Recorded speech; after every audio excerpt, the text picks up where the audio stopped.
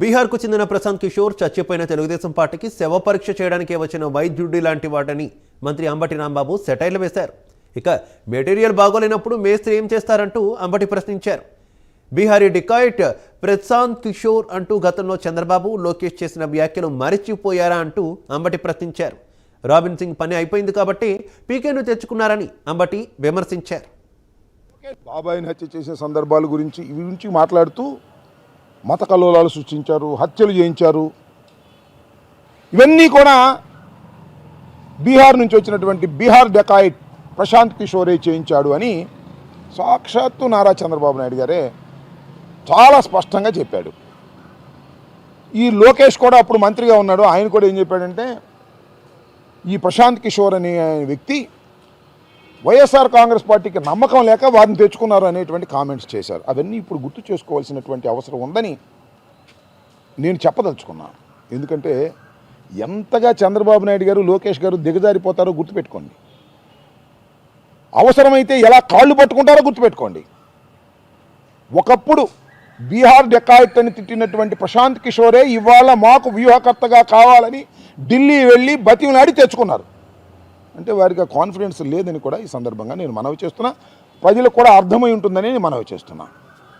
అందువల్ల నేను చాలా స్పష్టంగా చెప్పదలుచుకుంది ఏంటంటే ఆ పీకే అయినా ఈ పీకే అయినా తెలుగుదేశాన్ని బ్రతికించే పరిస్థితి లేదని చాలా స్పష్టంగా చెప్పదలుచుకున్నా.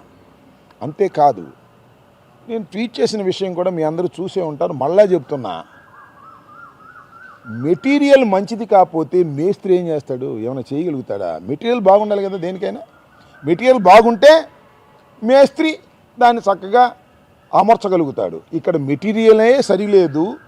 ఎంతమంది మేస్త్రులు వచ్చినా మెటీరియల్ పనికిరాని మెటీరియల్ని ఏమీ చేయలేరని రాష్ట్ర ప్రజలు, ముఖ్యంగా తెలుగుదేశం కార్యకర్తలు అర్థం చేసుకోవాలని కూడా ఈ సందర్భంగా నేను చెప్పదలుచుకున్నాను. ఇంకా ఏదన్నా ఉంటే డాక్టర్లు అప్పుడప్పుడు ఇది రెండు పనికి వస్తారు. డాక్టర్లు ఒకటి వైద్యం చేయడానికి పనికొస్తారు, ఒకటి శవ పంచాయతీ చేయడానికి, పోస్ట్ మార్టం చేయడానికి కూడా పనికొస్తారు.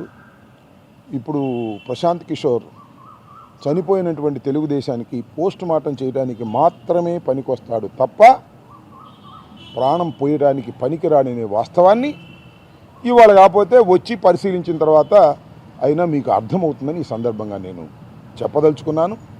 ఎంతమంది ప్రశాంత్ కిషోర్లైనా, ఎంతమంది పవన్ కళ్యాణ్ అయినా కట్టగట్టుకొని వచ్చినా, ఎన్ని వ్యూహాలు చేసినా, ఎన్ని వ్యూహాలు రచించినా తెలుగుదేశం పార్టీని బతికించటం సాధ్యపడే అంశం కాదు. జగన్మోహన్ రెడ్డిని ఓడించటం అంతకంటే సాధ్యం కానటువంటి పని అని అర్థం చేసుకోవాల్సిందిగా ఈ సందర్భంగా చెప్పదలుచుకున్నాను. అంటే రాబిన్ సింగ్ పని అయిపోయిందనమాట. ఆ వ్యూహకర్త పని అయిపోయింది. కొత్త వ్యూహకర్త రావాల్సి వచ్చింది. అంటే ఇంతకు ముందు పనిచేస్తున్న వ్యూహకర్త వల్ల పార్టీ పైకి రాలేదు, ఇంకా దిగజారిపోయింది. అందువల్ల మరొక వ్యూహకర్తను తీసుకొచ్చారు అనేగా అర్థం.